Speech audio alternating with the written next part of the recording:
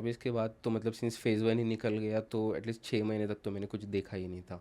तो ये ब्रेक की वजह से रिदम ब्रेक नहीं होता है प्रिपरेशन का, कि आप एक लगातार तैयारी कर रहे होते हैं, आपका हाथ सेट होता है क्वांट में, आपकी कैलकुलेशन बहुत फास्ट रहती हैं, बट जैसे आप 6 महीने का ब्रेक लेते हो तो चीज़ें डल होनी शुरू हो जाती हैं। हम कहते हैं ना कि ह्यूमन मेमोरी जो है अपने आप को बहुत ज़्यादा शार्प नहीं रख पाती over a period of time, कि अगर आप एग्ज़ाम को बहुत अच्छे से समझते हो, एग्ज़ाम की रिक्वायरमेंट कुछ अच्छे से समझते हो, तो आप अपनी प्लानिंग उस हिसाब से कर सकते हो। यस। लेकिन अगर आप विदाउट एग्ज़ाम रिक्वायरमेंट कुछ भी करते जा रहे हो तो फिर आप इमोशनल बर्नआउट का भी खतरा अपने ऊपर डाल रहे हो। There is a famous quote which I always used to keep on the wallpaper of my phone.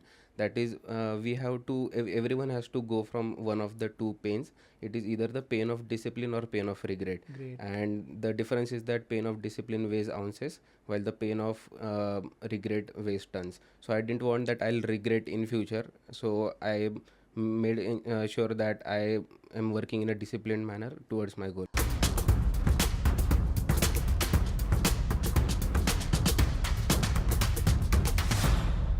आज हमारे साथ हैं एक special guest Saurabh Girase, he is RBI grade B topper 2025। Saurabh जो है, इनका ये थर्ड अटेम्प्ट था आरबीआई ग्रेड बी का, और 2023 में इन्होंने पहली बार अटेम्प्ट दिया और इन्होंने जो फाइनल कट ऑफ थी, सिलेक्शन कट ऑफ, वो 0.25 मार्क्स से मिस कर दी थी। और फिर 24 में प्रीलिम्स फेज़ 1 क्वालिफाई नहीं हुआ, फिर दोबारा 25 में भी सिलेक्टेड हो गए। तो let's have a big clap for Saurabh. Thank you, sir. Saurabh background से मैकेनिकल इंजीनियर हैं और वर्किंग प्रोफेशनल थे जब इन्होंने आरबीआई ग्रेड बी एग्ज़ाम निकाला है। और सबसे मेन बात कि इनके फादर ने इनको बोला था आरबीआई ग्रेड बी की तैयारी करने को, तो इन्होंने यूपीएससी की प्रिपरेशन के बाद आरबीआई ग्रेड बी की प्रिपरेशन स्टार्ट करी।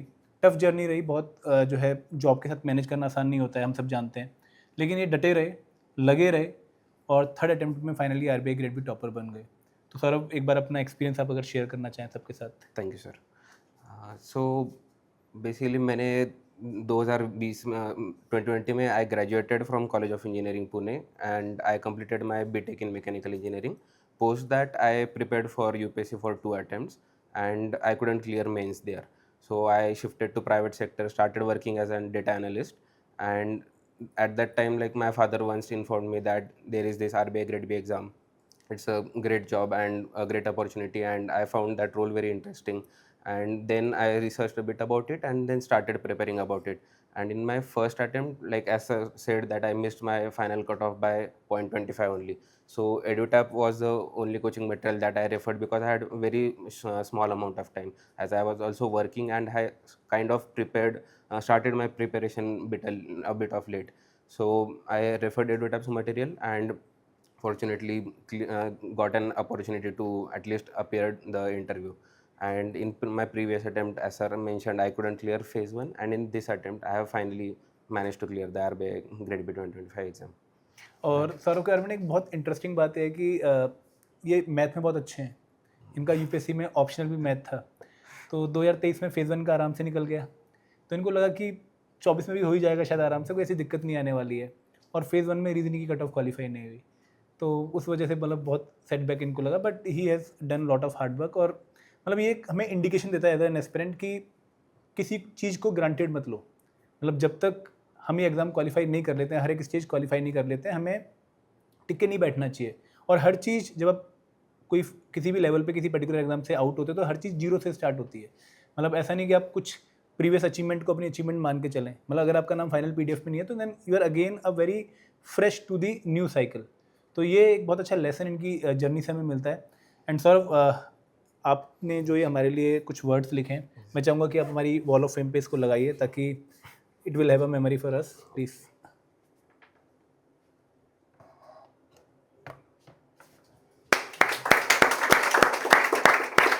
और दोस्तों, अगर आप कोई क्वेश्चन पूछना चाहो सौरभ से, प्लीज़ आप पूछ सकते हो कोई भी question.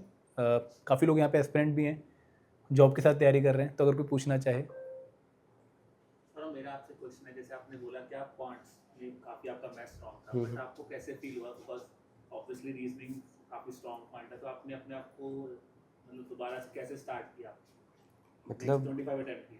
Okay, so like first of all 23 के सेटबैक के बाद it was kind of easy कि ठीक है, it was my first attempt, तो आई वाज हैप्पी कि एटलीस्ट इंटरव्यू तक तो मैं पहुंच गया। बट जब 24 का नहीं हुआ तो इट वाज अ मतलब big shock for me. So at least like for next 4 or 5 months I wasn't preparing at all, मैं बस जॉब पे फोकस कर रहा था। And there were rumours also कि ग्रेड बी के वैकेंसीज कम हो गए या नहीं आएंगे. तो I was kind of distracted for some time, but then फिर मैंने काइंड ऑफ जैन के अराउंड फिर से थोड़ा एटलीस्ट करंट अफेयर्स एंड थोड़ा ग्रेजुअली स्टार्ट किया बिल्डअप करना. एंड आई न्यू कि I would have been able to solve the at least 15 questions for reasoning, which was the cutoff. But the problem was the mindset, because in previous years reasoning's cutoff was very less. It was like 7.5 or 9. So I was very comfortable. I was like, if I would have solved 12 13, it's fine. So I didn't put that effort कि मैं जो मेरे capability में है वो questions करूँ. तो that mind set I change in 2025. I was like उतने 45 मिनट्स में मैं जितना ज़्यादा कर सकता हूँ उतना मैं करूँगा. तो this time I feel I appeared around 24 questions, and my 22 were correct out of that. So that mindset change helped me a lot in this attempt. Right. और एक और बात थी कि सौरभ हमारे साथ आरबीआई ग्रेड बी के गोल्ड कोर्स में भी थे, 23 में भी और 25 में भी. बट मैं ये कहूँगा कि कोर्स लेने से आपकी सिलेक्शन गारंटी नहीं होती है. मतलब course is not a parameter कि भाई ये ले लिया तो आप सिलेक्ट पक्का हो जाओगे. एक बार इनके अच्छे नंबर आए भी और एक बार अच्छे नंबर नहीं भी आए हैं. तो कोर्स ने इनकी हेल्प जरूर करी, बट इनकी मेहनत थी अपने एंड पे जिसने इनको सक्सेसफुल बनाया. और अगर आप इनकी साइकिल देखो ना ध्यान से, तो 2023 के अटेम्प्ट में he was on the peak कि भाई पहले अटेम्प्ट में भी इंटरव्यू दे दिया, लेकिन फिर धड़ाम से गिरे कि अगले साल कुछ नहीं हुआ, और फिर दोबारा राइज करके ऐसे गए. तो किसी की भी जो प्रिपरेशन साइकिल होती है ना, वो केक वॉक नहीं होती कि भाई सब कुछ स्मूथ हो गया, लकी था, ये वो चीज़ें बहुत टफ होती हैं. लेकिन कैसे हम चीज़ों को ओवरकम करते हैं वो बहुत मैटर करता है. तो मुझे ऐसा लगता है कि इनकी लाइफ से जो हमें एक बहुत अच्छी स्टेटमेंट दिखती है ना, वो ये है कि एक दिन में नहीं होगा, लेकिन एक दिन पक्का होगा अगर लगे रहेंगे तो. तो again let's have a big round of applause for Saurabh. Anchit, अगर आप कुछ पूछना चाहो सौरभ से तो you must know Anchit sir. Yes, sir. Okay. तो एक ये बैच ऑफ ऑनर है. आई वांट कि अगर आप यहाँ पे लगा लीजिए इसको प्लीज़.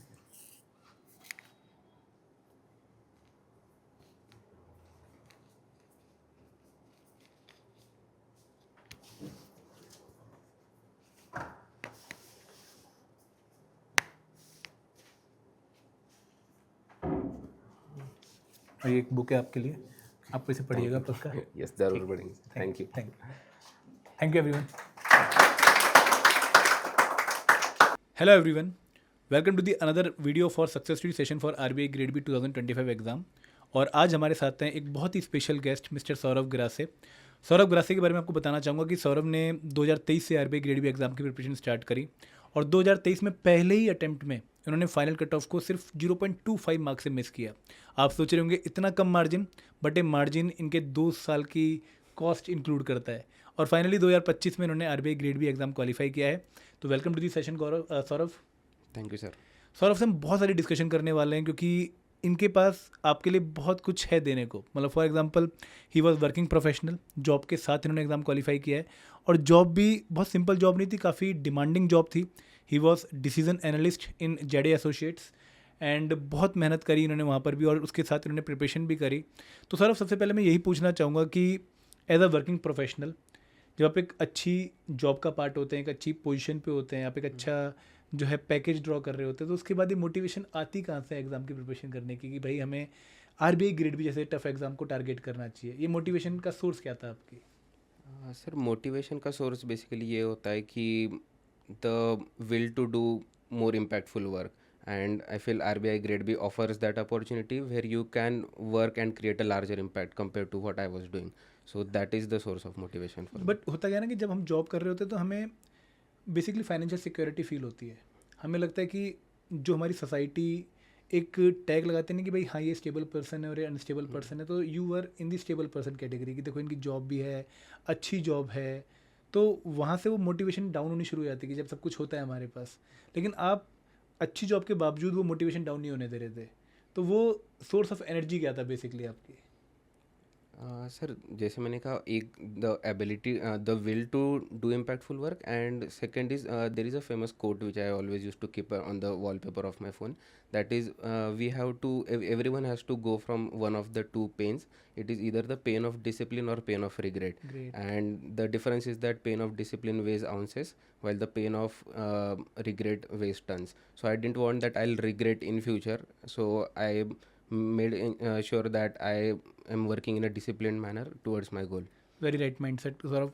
एंड सौरभ, आपने आरबीआई ग्रेड बी की प्रिपरेशन स्टार्ट करने से पहले you were an UPSC aspirant, yes. Then जब आपने बीटेक करी मैकेनिकल इंजीनियरिंग में from Pune university, college of engineering Pune, तो आपने यूपीएससी ही क्यों चूज़ किया? मतलब आप एक अच्छी प्लेसमेंट ले सकते थे, why UPSC at that time?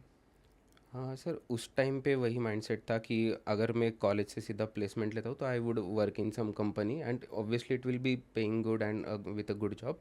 But UPSC वो अपॉर्चुनिटी ऑफर करती है कि आप पब्लिक को एक काफ़ी अच्छा इम्पैक्टफुल काम करके दे सकते हो, तो that was the motivation at that और पॉइंट। यूपीएससी ना एक ऐसा एग्ज़ाम है सौरभ, आपने भी फील किया होगा कि जहाँ पे हमेशा ऐसा लगता है हमें हर अटेम्प्ट के बाद कि थोड़ा सा और कर लेते हैं, बस यस। क्लोज ही है। आपने तो मेंस भी लिखे हैं 2, यस। तो वहाँ से निकलने का डिसीजन बहुत ही टफ रहा होगा।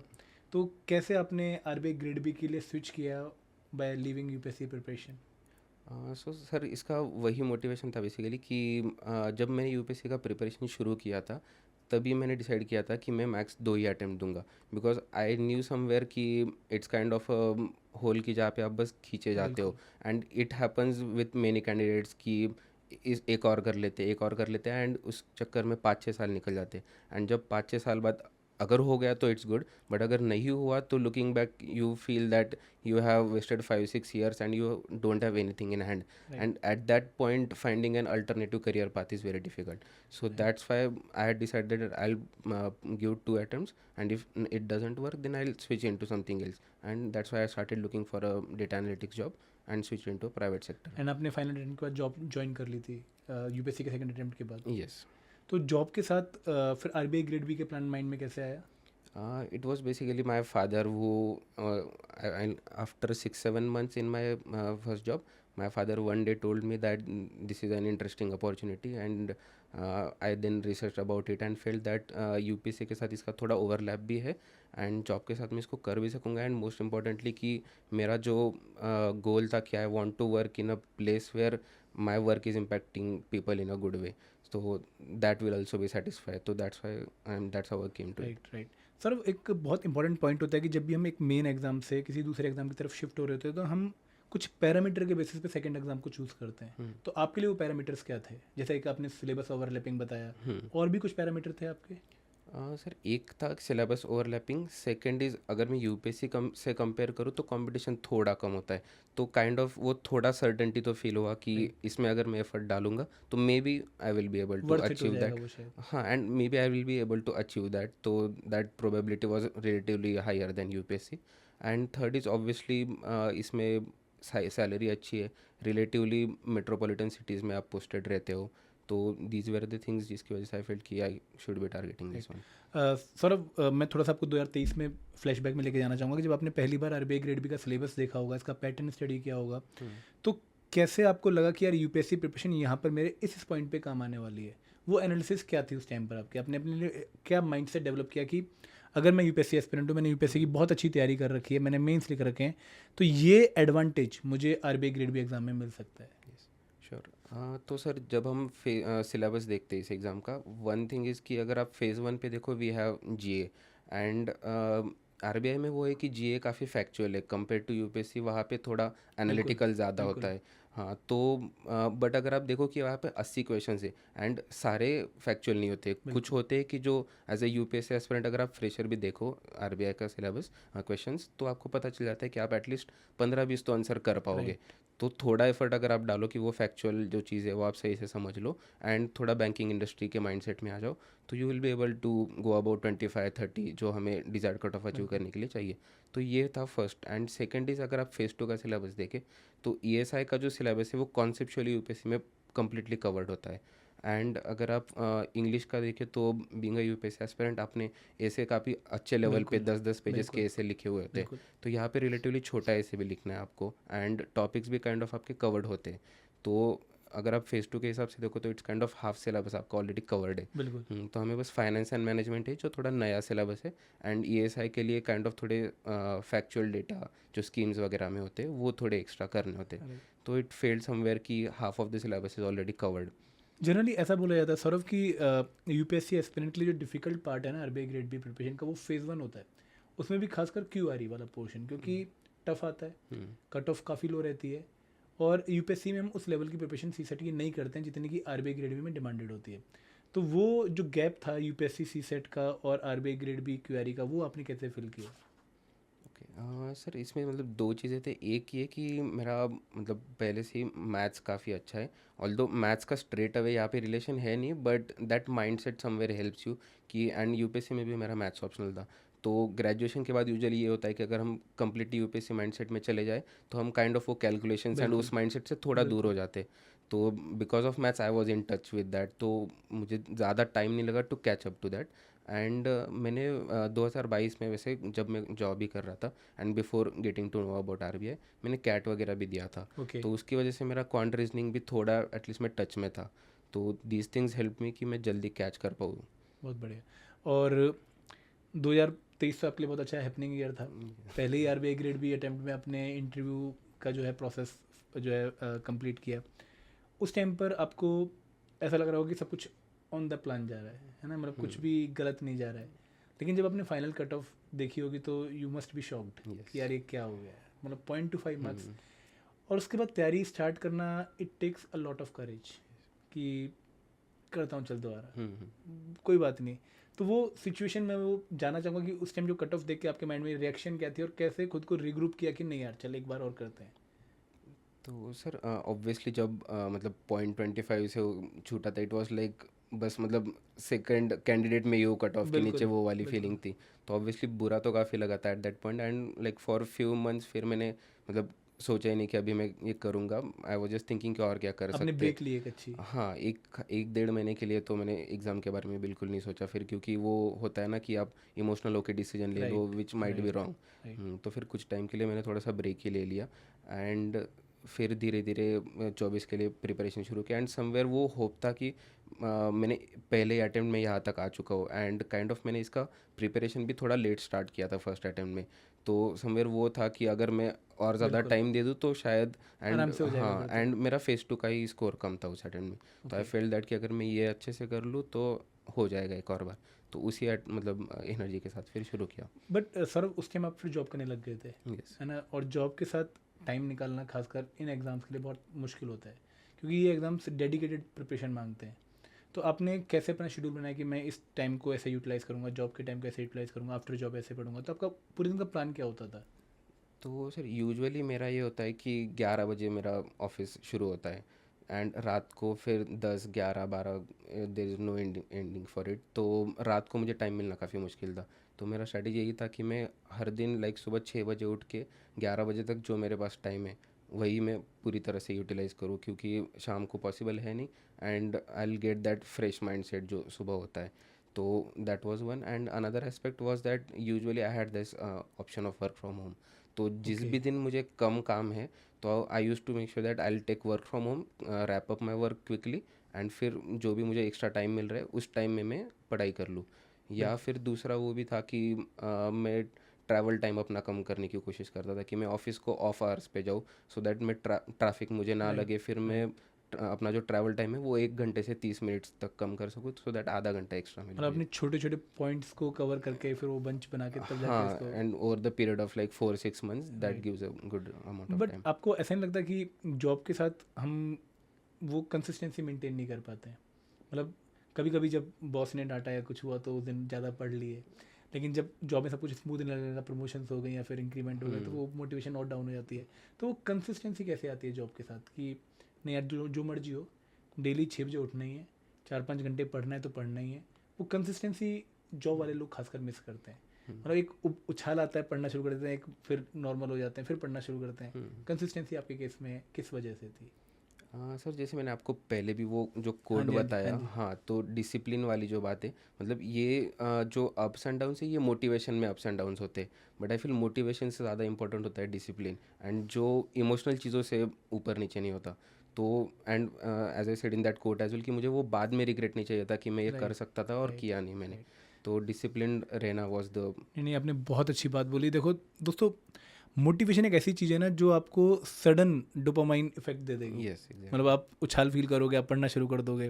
लेकिन जो एक इंटरनल डिसिप्लिन है, डिज़ायर है, मतलब जो किसी चीज़ को अचीव करने के, वो आपको through out the preparation growth mode में रखेगी, आपको एक लगान मोड में रखेगी। बहुत बढ़िया।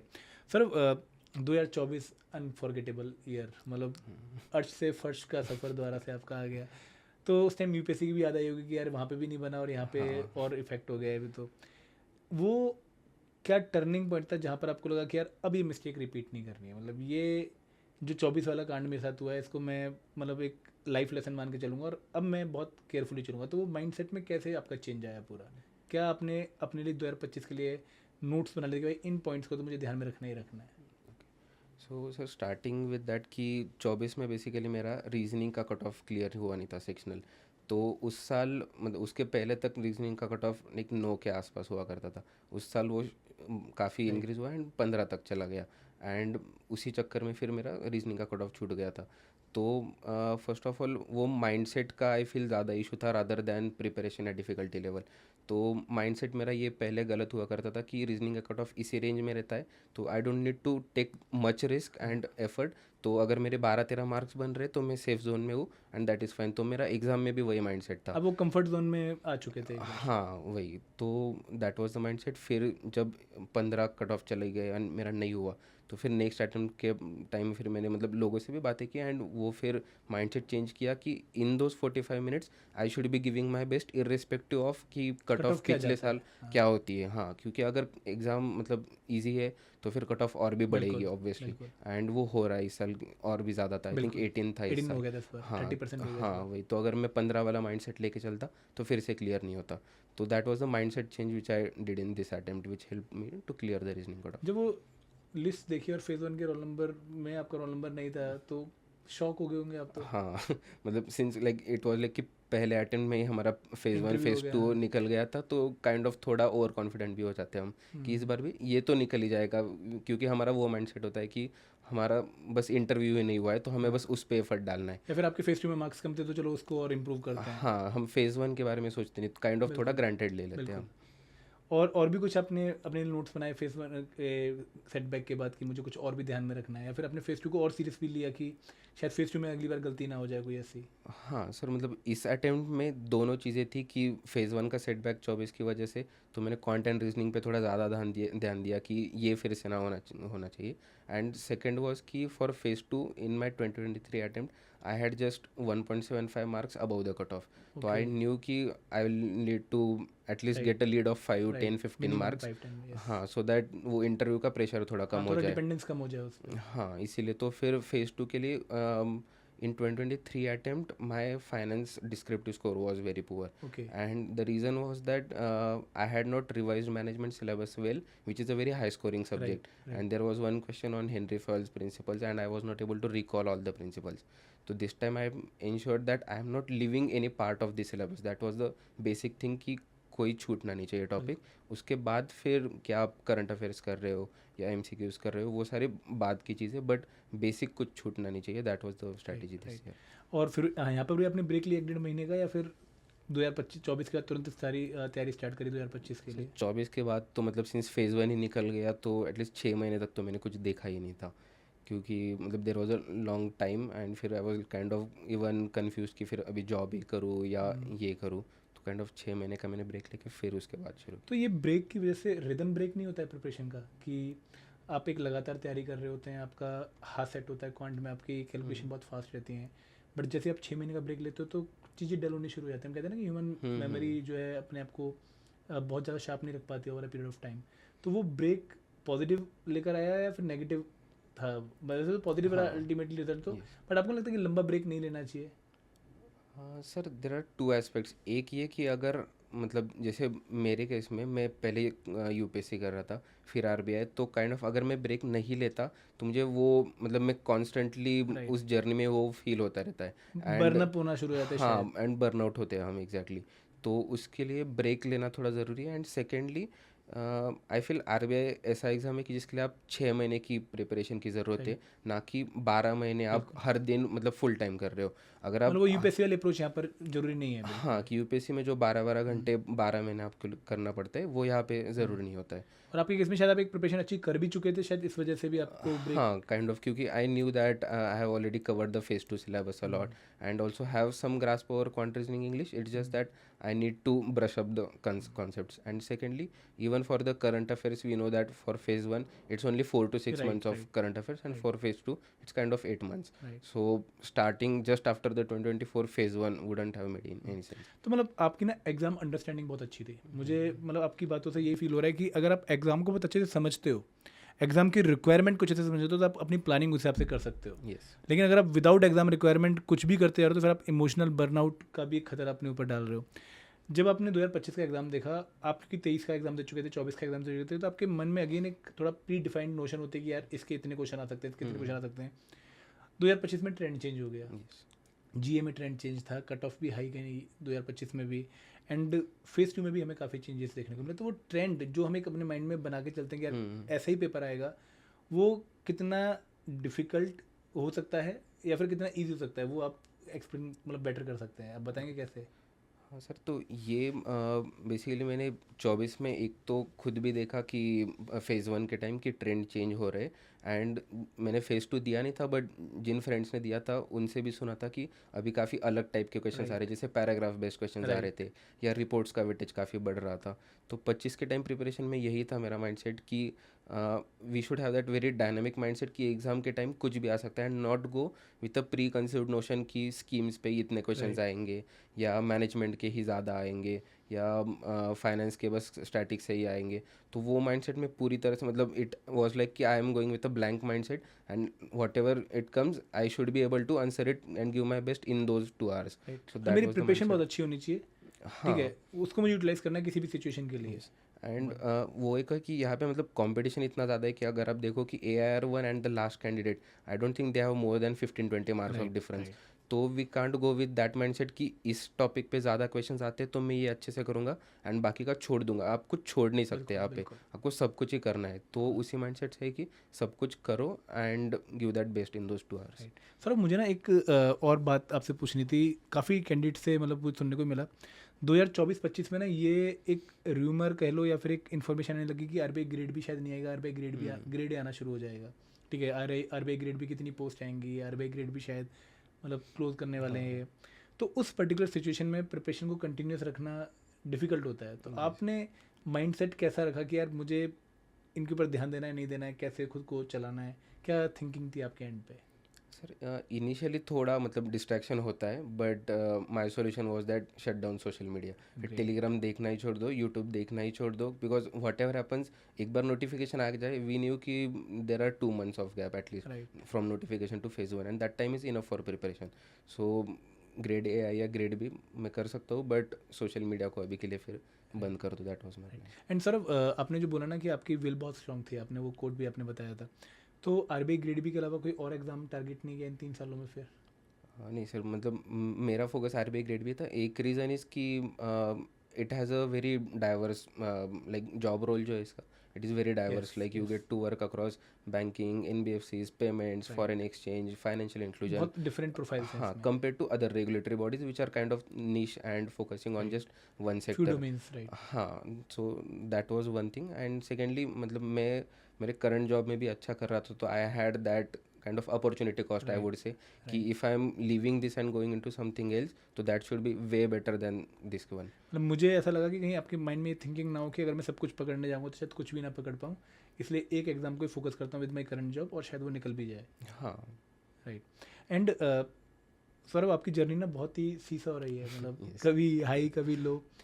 पेरेंट्स का क्या रोल है इस पूरे टाइम पे? क्योंकि मैं अगर एक टिपिकल इंडियन फादर की बात करूँ तो वो पहले तो बोलेगा कि भाई प्लेसमेंट लो, कॉलेज में सेटल हो जाओ, उसके बाद सोचेंगे।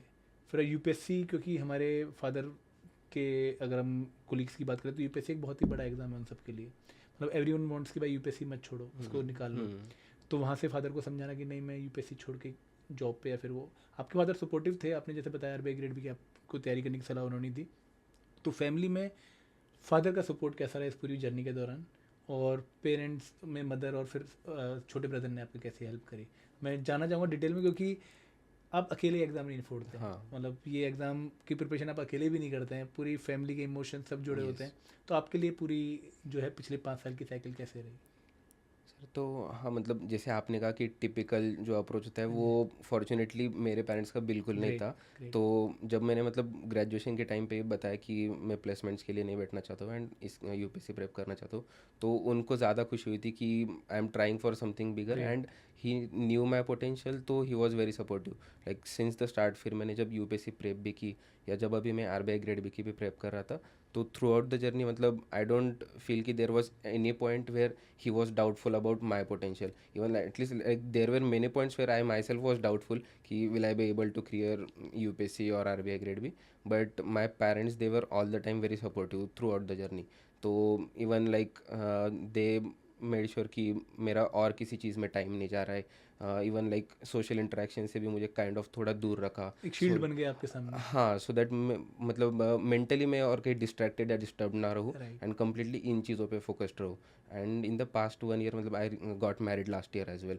तो ओके। मेरे पिछले 1 साल में फिर वाइफ का भी काफ़ी सपोर्ट रहा कि मैं एग्ज़ाम पे काफ़ी फोकस्ड रहूँ and I usually am good at execution, but मैं प्लानिंग में थोड़ा कम रहता था। तो my wife help me in that कि शी यूज़ टू प्लान कि कैसे 2 महीने का स्ट्रक्चर करना है सिलेबस सब, and I use to execute it then. Great, great. And sir मैं एक बात और जानना चाहूँगा कि ये जो तैयारी है यहाँ पे ना, जब हम तैयारी स्टार्ट करते हैं तो वी वांट टू नो कि भाई कौन सा कोर्स बेस्ट है, कैसे अप्रोच करें एग्ज़ाम को, सेल्फ स्टडी भी कर सकते हैं since you are very good in studies, है ना? आप में अच्छा पोटेंशियल भी था, आप यूपीएससी बैकग्राउंड के भी थे, तो यूपीएससी वाला बच्चा सोचता है कि यार थोड़ा सी तो करना है और कर लेता हूँ। तो वो जो प्लानिंग है कि कौन सा स्टडी मटेरियल फॉलो करें, कहाँ से जाएँ, वो आपकी प्लानिंग क्या थी उसके रिगार्डिंग? हाँ सर, इसमें दो चीज़ें थी। एक मतलब जब मैंने डिसाइड किया कि ये करना है, तो as you know that my father told me about RBI grade B, तो he researched about it as well okay. कि which are the good coaching materials and good coaching institutions in the market. So he told me about EduTab, and then I also asked few of my seniors who had given RBI grade B previously. So even they told me the same. So I was like, from both sources I am getting the same name. So I straight away joined EduTab and just followed that material Right. blindly in and how 2023. Was the material? It was very good. I mean, I feel like for 2023 attempt, from my day of preparation, first day of preparation to phase 2, there were just 40 days. So even in those 40 days I was able to manage and cover and clear both phases. So definitely the material was good. Right. And regarding the course, I want to mention one specific part कि UPSC वाले बच्चों को generally evaluation की जो आदत है वो hand written जो है आंसर्स पे होती है। यहाँ पे आप टाइपिंग करके इवैल्यूएट करवाते हैं, तो यहाँ पे इवैल्यूएशन वाला जो पार्ट था हमारे कोर्स में वो आपको कैसा लगा? सर इवेल्यूशन एज इन मतलब आपके एंड डिस्क्रिप्टिव से? आंसर राइटिंग की इवैल्यूएशन हमारे एंड पे। सर इस अटेम्प्ट में specially I would say that I received very pin pointed evaluation, because हुआ क्या था कि मैंने 23 में लास्ट दिया है फेज 2, तो उसके बाद काइंड ऑफ थोड़ा टच नहीं रहता है. तो for this year when I started writing answers I felt that my answers are not up to the mark even like what I was doing in 2023. Right. So the feedback that I received, that made me, I mean, give me insights into like what should I be writing in this particular dimension, or how should I be structuring my answer. So that pinpointed evaluation kind of helped me improve my phase 2 answers. And also like in the course there are many descriptive tests even at a chapter level. Right. So wherever I felt that I am weak at this particular chapter, I used to just give their descriptive mocks as well. तो practice बहुत करी आपने इसके regarding. Yes. और sir IGP में भी थे आप हमारे इंटरव्यू गाइडेंस प्रोग्राम में। Yes. तो उसमें आपका एक्सपीरियंस कैसा रहा 2023 में और 25 में? सर दोनों सालों में काफ़ी अच्छा एक्सपीरियंस रहा है. Especially like I use to connect with Anchit sir on one basis, and he help me understand like how do I structure my basic answers and then how do I write my biodata form, because वो काफ़ी important बिल्कुल, होता है. बहुत उसी के important है वो, बेसिस पे बिल्कुल। अपना आधा इंटरव्यू चलता है. तो that's structuring, then how do I frame my answers, and lastly like how do I let the panel know that my profile is useful for Right, RBI. right. So kind of framing that story, Anchit sir helped me a lot. And how was your actual interview?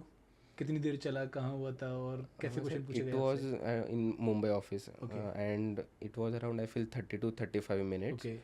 And I would say most of the interview was around the word data, because मैं 3 साल से बिल्कुल। data analytics में हूँ.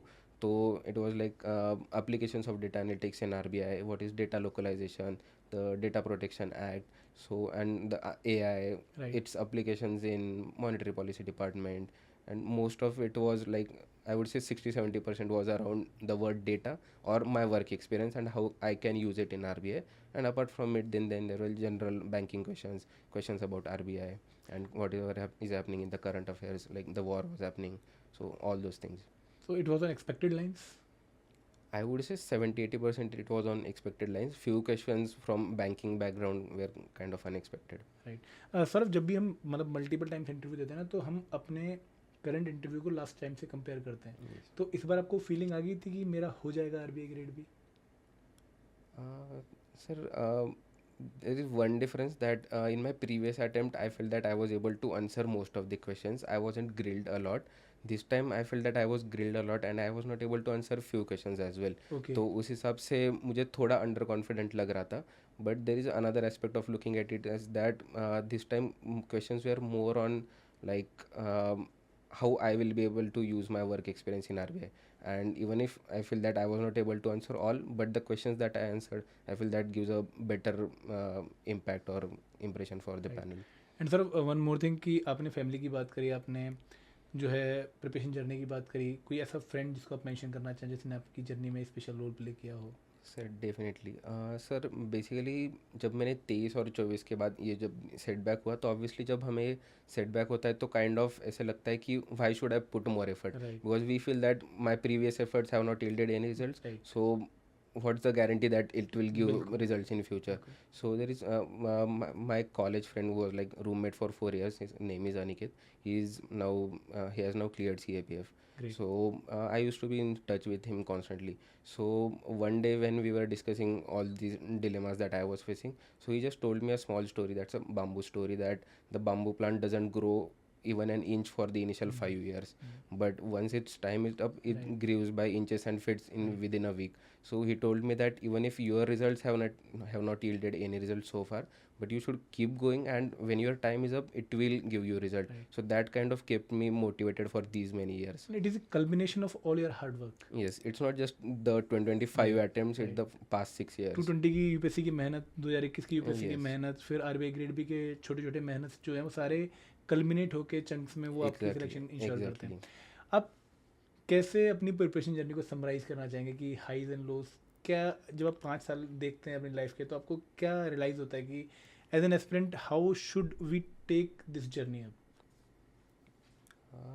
Sir मैं एक चीज़ कहूँगा कि one should stay always discipline. Second is expect कि there will be unexpected things. Don't go with a preconceived notion कि मैं ये करूँगा और ये चीज़ें हो जाएंगी. There will definitely be unexpected things, and if you go with that mindset for the exam कि कुछ भी हो सकता है, तो you'll be better able to deal your emotions in those 2 hours or 5 hours for phase 1 phase 2. So that Right. kind of helps.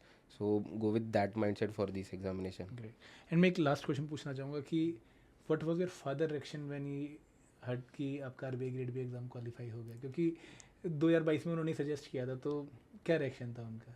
वो obviously काफ़ी ज़्यादा खुश थे. एंड यूजुअली होता है कि टिपिकल मिडिल क्लास फादर, हाँ. We don't hug our sons. Right. तो एग्ज़ाम क्लियर होने के बाद ही हग मी, तो obviously that was a very that will be a special, heartwarming that was moment. A special moment for Yes. You. तो अब वो feeling sink in हो गई है कि मैं आरबीआई ग्रेड बी ऑफिसर बन गया हूँ? और हाँ, मतलब it took like 2-3 days to absorb that कि हाँ हो गया है. मतलब जब रिजल्ट आया तब भी मुझे थोड़ा मतलब बिलीव हो नहीं रहा था, बट फिर कोचिंग क्लास की तरफ से, आपकी तरफ से भी कॉल Right, आया कि right. कांग्रेट्स वगैरह, तो आई वाज लाइक ओके अब कंफर्म हो गया है. तब तक मुझे डाउट था कि मैंने रोल नंबर सही सर्च किया है या नहीं.